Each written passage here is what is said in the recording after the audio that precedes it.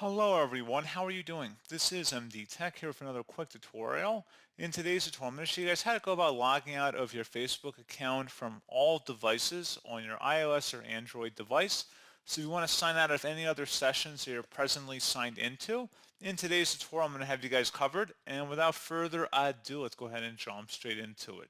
So all you have to do is open up your Facebook account and you want to select your profile icon in the top right corner to open up the menu here that you see on my screen. And then once you're here, you want to go ahead and select the settings and privacy button. So go ahead and select that. And then there should be a settings button. Go ahead and select that up at the top. Select the See More and Account Center button up at the top. So go ahead and select that. And then you want to select under Account Settings where it says Password and Security. Under Security Checks, where you're logged in, go ahead and select that.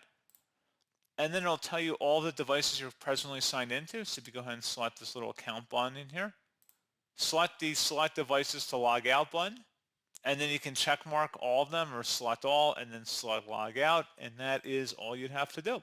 So pretty straightforward process, guys, on that. And as always, thank you for watching. I do hope that I was able to help you out, and I do look forward to catching you all in the next tutorial.